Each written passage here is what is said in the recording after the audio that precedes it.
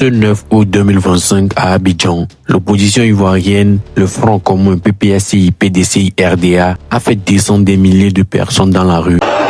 L'objectif, se faire entendre face au pouvoir en place et dire non au 4e mandat d'Alassane Ouattara. Très vite, les rues d'Abidjan, plus précisément à Yopougon, ont vu défiler des banderoles, pancartes et slogans. Des figures de l'opposition étaient présentes, saluant une mobilisation qu'elles jugent déjà historique.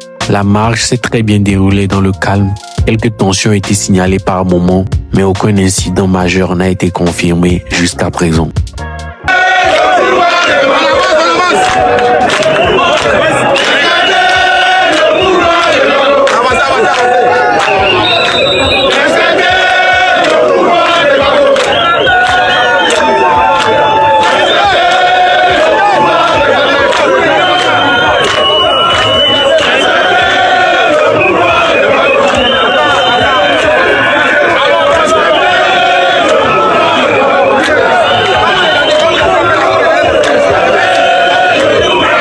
Pour l'opposition, cette mobilisation est un message clair. La voix du peuple doit être entendue. Du côté du gouvernement, aucune réaction officielle n'a encore été donnée à ce stade. Cette marche intervient à un moment crucial alors que la Côte d'Ivoire se prépare aux élections présidentielles en octobre 2025. Cette journée restera-t-elle comme un tournant dans la scène politique ivoirienne? L'avenir nous le dira certainement. Et vous, que pensez-vous de cette mobilisation? Était-ce le bon moment pour manifester? N'hésitez pas à le dire en commentaire.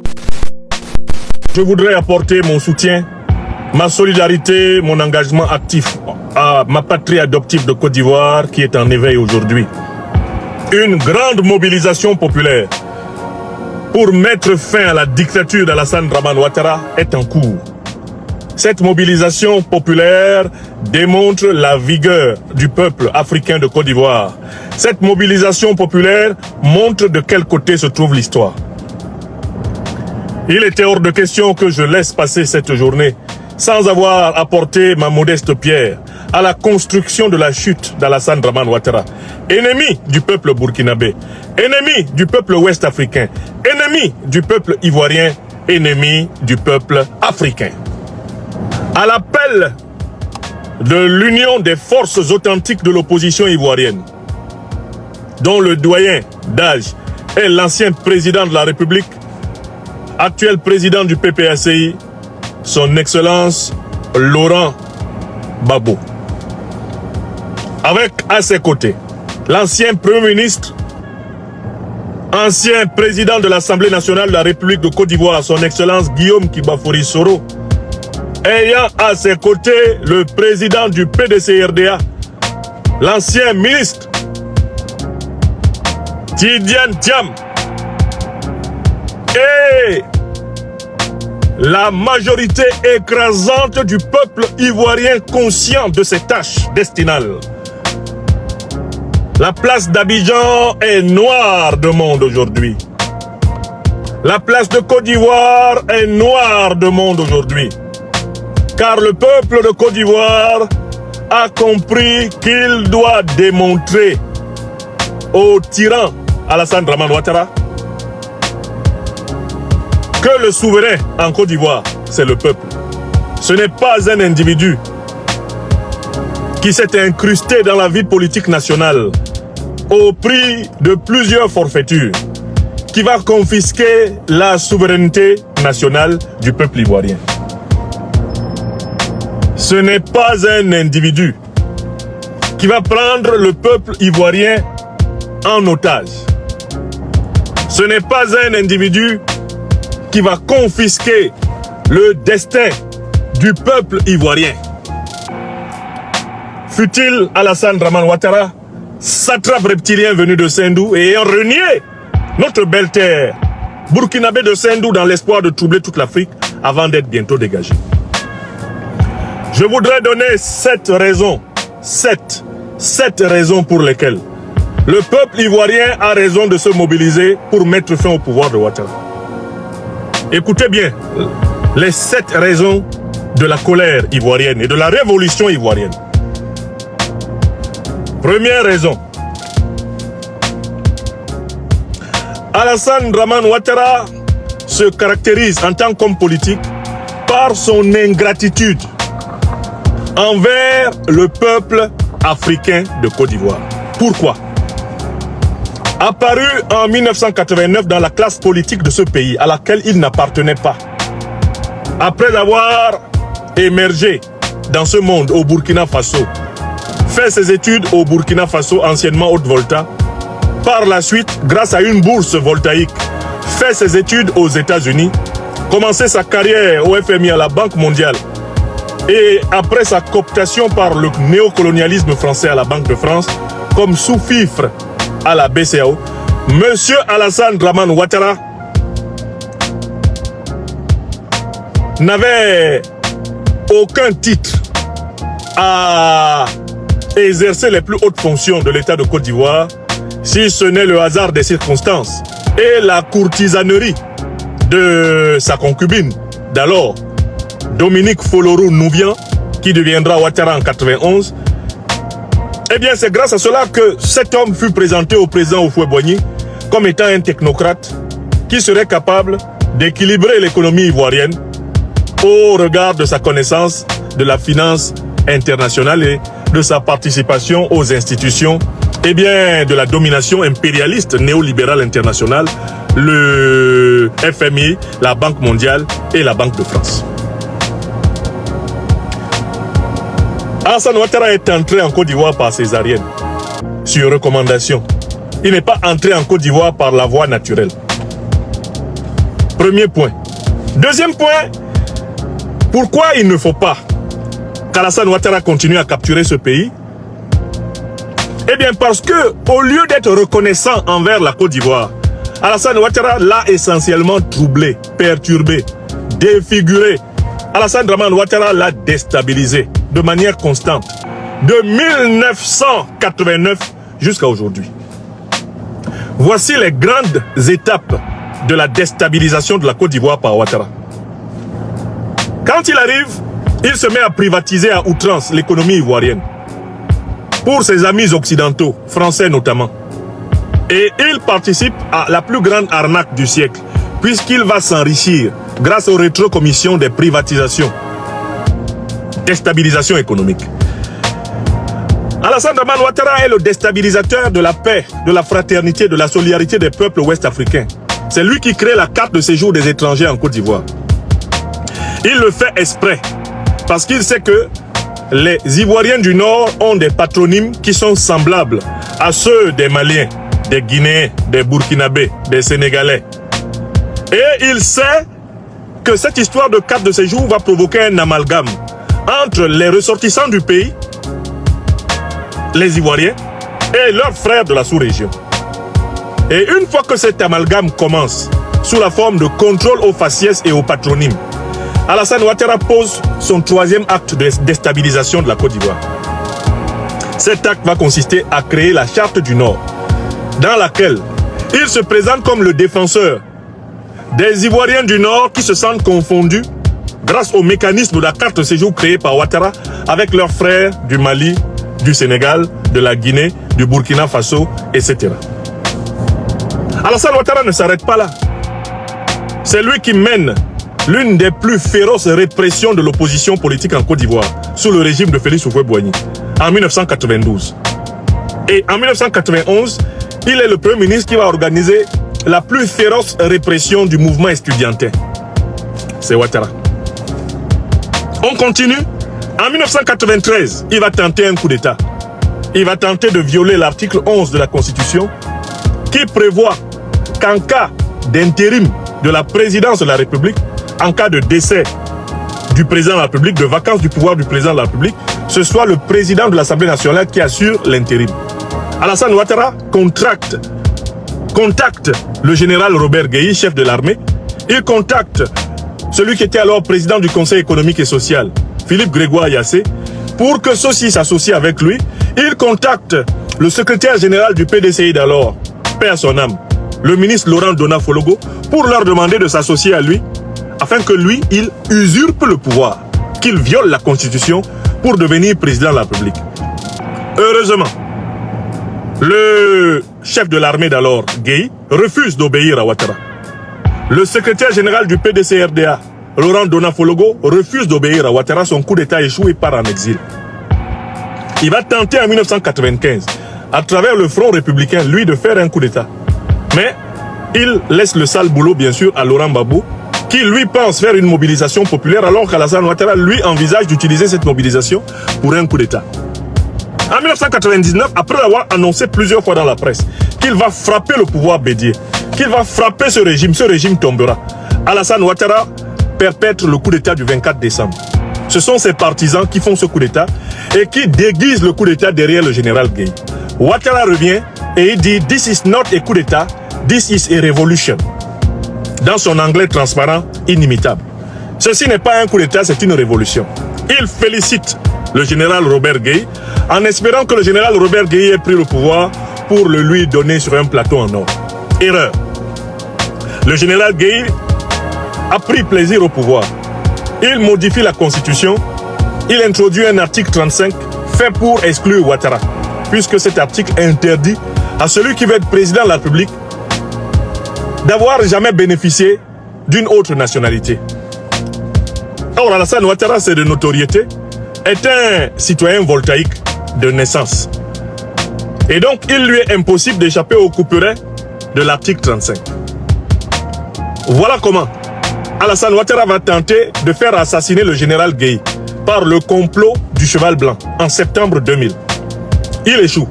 Le général Gueye, à son tour, échoue face au candidat Laurent Gbagbo de l'opposition du FPI, qui remporte l'élection présidentielle dans des conditions qu'il a lui-même dites calamiteuses. Certes, mais c'est lui qui a battu Gueye. Gueye tombe, mais Alassane Ouattara veut profiter de la chute de Gueye pour reprendre le pouvoir que Gbagbo a arraché à Gueye dans les urnes et par la mobilisation militaro-civile. Affrontement.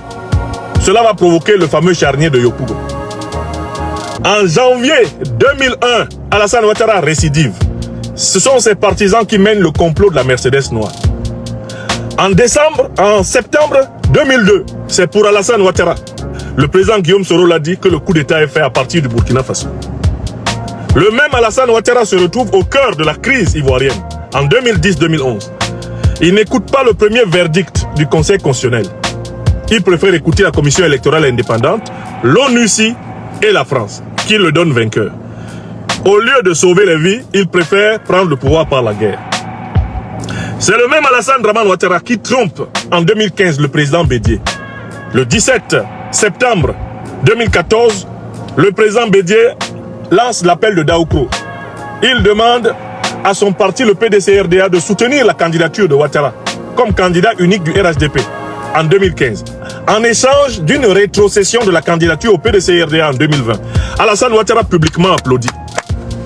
En privé, Ouattara me dira « J'ai applaudi parce que c'était dans l'air du temps. Je ne lui ai rien promis au président Bédié. » Alassane Ouattara confisque à partir de 2015 le pouvoir d'État. En 2020, il veille à éliminer tous les candidats de nature à le battre. Par solidarité envers les candidats exclus, le président Bédié refuse de participer à la mascarade. Alassane Ouattara massacre les Ivoiriens. Il coupe la tête à Nguessan Kouakou Toussaint à Daoukro en novembre 2020. C'est cet Alassane Draman Ouattara, usurpateur devant l'Éternel, qui, en violation des articles 55 et 183 de la Constitution de 2016, prétend maintenant faire un 4e mandat, alors que le 3e était déjà anticonstitutionnel. C'est-à-dire que quelle que soit la manière de résumer l'histoire politique d'Alassane Draman Ouattara, vous voyez que tous les actes fondamentaux d'Alassane Ouattara en politique correspondent au moment de souffrance des Ivoiriens, ces 30 dernières années. Vous prenez à partir de 89-90, toutes les souffrances des Ivoiriens, Ouattara est derrière. 93, Ouattara derrière. 95, Ouattara derrière.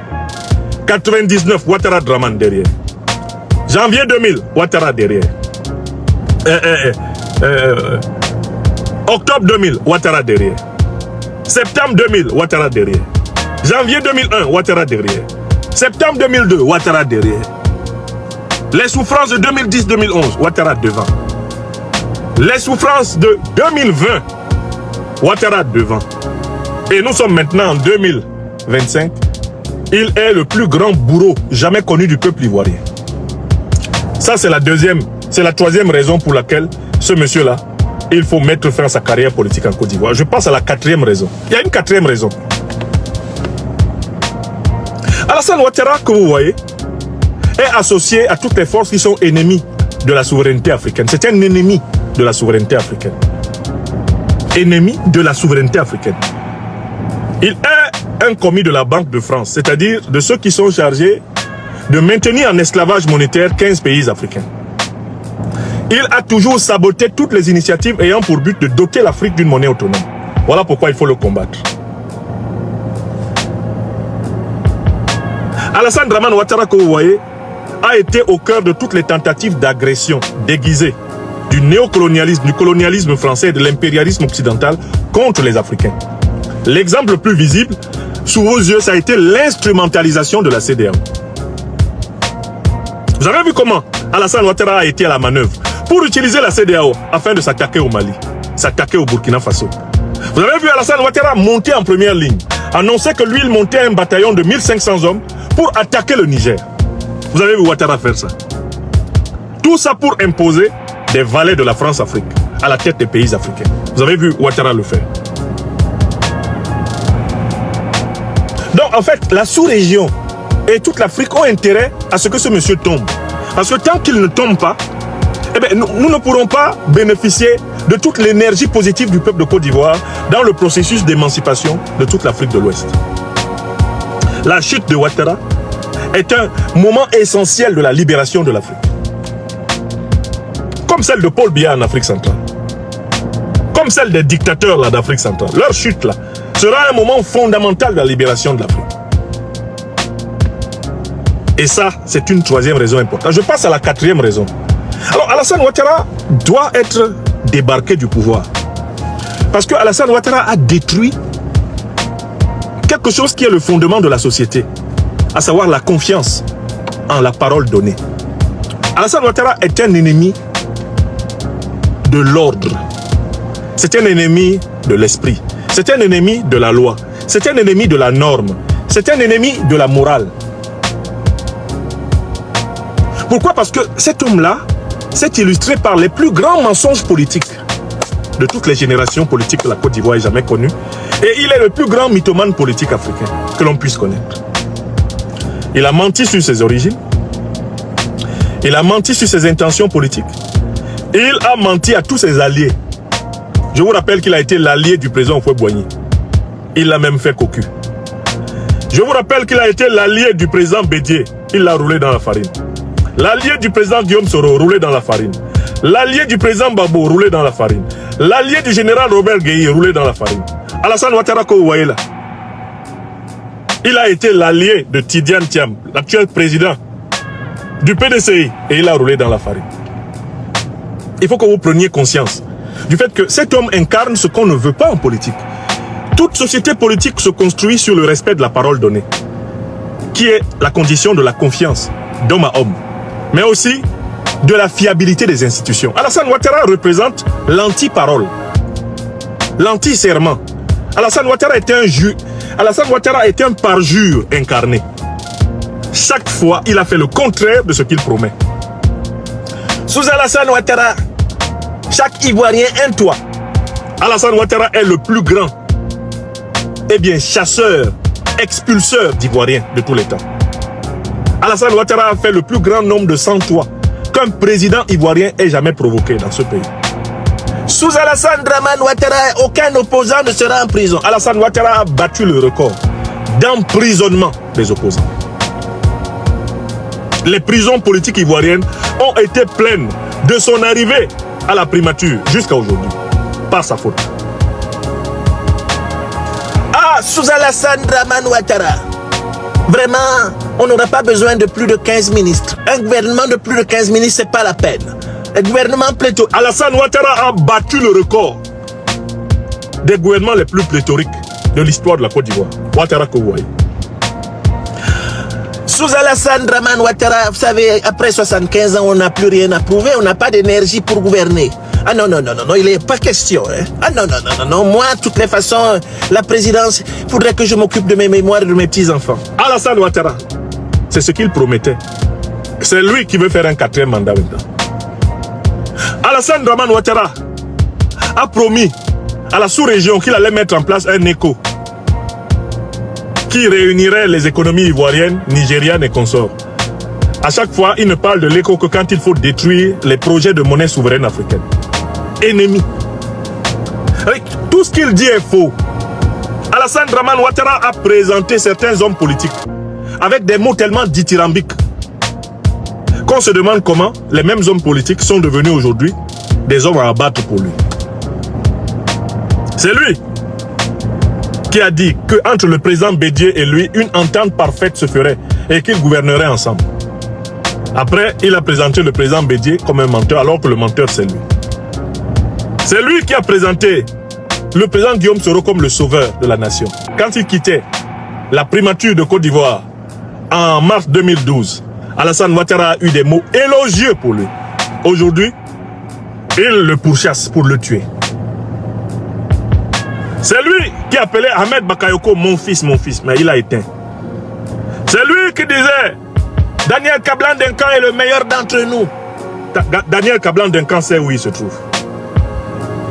C'est lui qui présentait une carrière prometteuse à Ouattao. Ouattao s'y met sous terre par la faute de Ouattara. Hambak, mon fils, Hambak, 6 pieds sous terre par la faute de Ouattara. Alassane Dramane Ouattara est un ennemi de ce qui constitue la base de la relation sociale, la parole donnée, la parole respectée, la promesse tenue. Et voilà pourquoi il faut se débarrasser de lui, parce que tant qu'Alassane Ouattara tient le pouvoir en Côte d'Ivoire, la Côte d'Ivoire est sous le pouvoir du démon, du diable. La définition de Satan, c'est le calomniateur. Shaitan, c'est celui qui vit du mensonge, c'est le père du mensonge. Laisser un tel type diriger le pays, c'est laisser le pays sous le pouvoir de Satan. Car le monsieur ment nuit et jour. Il ment de façon éhontée, il ment régulièrement, il ment constamment. Et Alassane Ouattara ment sur la longue durée. Le mensonge, c'est lui. Alassane Ouattara et le mensonge se sont mariés et ils sont devenus un. C'est la même chair que celle de Satan. Oui. Je passe à la 5e raison pour laquelle il faut combattre Alassane Ouattara. Mais il faut combattre Alassane Ouattara parce que contrairement aux apparences, le gros du peuple de Côte d'Ivoire est dans la misère. Les gens voient les grands travaux initiés par Alassane Ouattara avec des crédits que lui, Ouattara, ne va pas rembourser. Et dans lesquels lui et son oligarchie de voleurs ont des rétrocommissions. Ce que les gens ne voient pas, c'est l'arrière-pays où vivent la majorité des Ivoiriens et qui croupit dans la misère. Les gens ne voient pas quand ils se contentent de la propagande d'Abidjan. Les filles et fils de paysans qui ne sont pas allés à l'école, qui sont obligés d'aller travailler dans les champs. Les gens ne voient pas les étudiantes et étudiants qui reçoivent des diplômes qui ne correspondent à rien sur le marché du travail. Les gens ne voient pas tout le système universitaire ivoirien s'effondrant sous la massification, des étudiants faisant leurs besoins en plein air, dans des campus bondés. Les gens ne voient pas. Les gens ne voient pas l'effondrement de la famille, sous le poids de la misère quotidienne, de l'incapacité des parents d'assurer aux enfants des conditions de vie viables. L'ampleur de la prostitution et de la drogue dans la jeunesse, les gens ne voient pas. Quand ils écoutent la propagande de la vitrine du tombeau blanchi d'Abidjan, les gens ne voient pas les familles jetées à la rue qui dorment sur les dalles de cimetière. Les gens ne voient pas des peuples ivoiriens spoliés de leurs terres par la boulimie foncière des Ouattara. Les gens ne voient pas. Les gens ne veulent pas voir les diasporas ivoiriennes remplies de souffreteux dont beaucoup meurent en traversant le Sahara, en se noyant dans la Méditerranée. Les gens ne veulent pas voir. Les gens ne voient pas. Une population à 70-90% livrée au chômage et obligée de vivre de la débrouillardise, selon les chiffres de la Banque africaine de développement. Une dette publique qui explose, dont Ouattara ne remboursera rien et dans laquelle il se fait plein les poches. Il s'en met plein les poches. Il faut voir tout cela, cette misère-là, On ne peut pas laisser M. Ouattara continuer de conduire la Côte d'Ivoire vers le fond, eh bien, au fond de la catastrophe. Sixième raison. Alassane Dramane Ouattara est une pièce maîtresse du terrorisme qui frappe l'Afrique. Parce qu'il est allié des puissances qui ont créé les organisations terroristes, à savoir les puissances de l'OTAN. Il a fait de la Côte d'Ivoire une base arrière des puissances de l'OTAN. Or, l'OTAN, c'est l'organisation qui parraine Al-Qaïda et l'État islamique. C'est l'organisation qui parraine les grandes puissances occidentales afin que l'Afrique soit en instabilité permanente et qu'il soit ainsi aisé de continuer à piller l'or, le pétrole, le manganèse. Alassane Ouattara, c'était un grand chef terroriste. Et le peuple ivoirien ne peut pas continuer à laisser au palais présidentiel un grand chef terroriste sans malheureusement servir la cause du suicide collectif des Africains. Aujourd'hui, la Côte d'Ivoire est sous le commandement militaire de l'OTAN. Les officiers de l'OTAN siègent à l'état-major de l'armée ivoirienne. Or, c'est l'OTAN qui a détruit la Libye, qui a assassiné Kadhafi. C'est l'OTAN qui a armé Al-Qaïda et l'État islamique pour attaquer le Sahel. Et Alassane Ouattara est leur pion. Il est le pion du néocolonialisme français, qui fait semblant d'avoir fermé ses bases militaires ivoiriennes, sénégalaises, mais qui a reconverti son personnel en mercenaires dans les compagnies militaires privées, conformément au plan qui a été publiquement annoncé par de nombreux généraux et chefs d'état-major français. Donc Alassane Ouattara là, et ça c'est une sixième raison extrêmement importante, Alassane Ouattara est un agent du terrorisme international anti-africain. Il doit être traité comme tel et combattu comme tel. Enfin, il y a une septième raison pour laquelle il faut combattre Ouattara. Il faut combattre Ouattara parce que Alassane Ouattara est déterminé à détruire la révolution africaine de l'AES.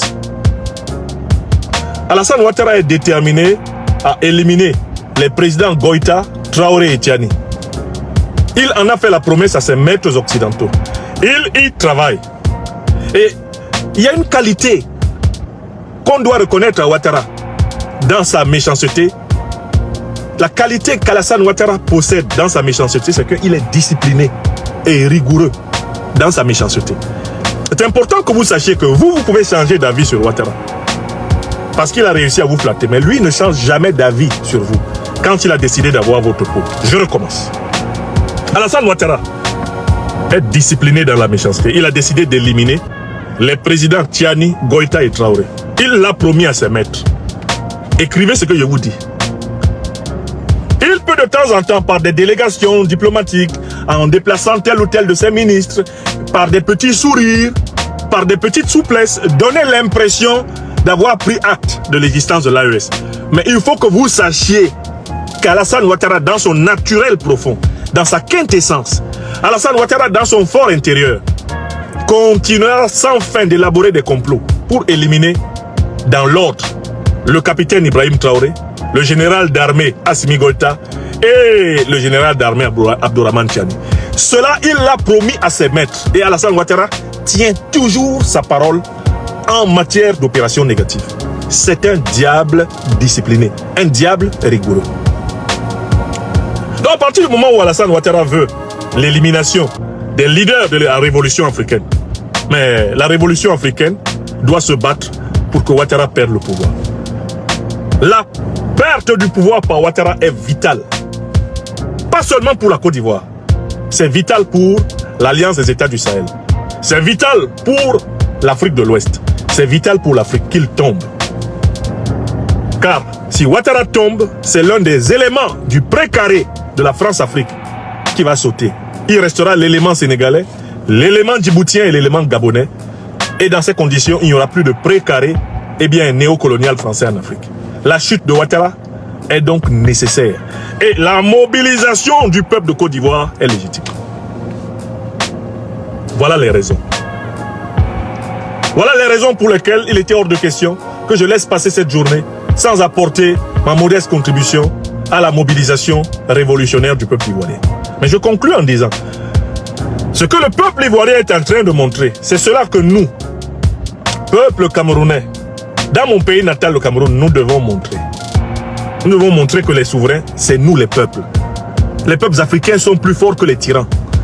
Nous devons sortir partout où cela est nécessaire, par millions, pour donner la preuve au monde que nous savons que le souverain, c'est le peuple et non pas le tyran. La chute d'Alassane Draman Ouattara, comme la chute de Paul Biya, ce sont des chutes qui annonceront et accéléreront les chutes de tous leurs homologues en Afrique de l'Ouest et en Afrique centrale, leurs homologues dictateurs.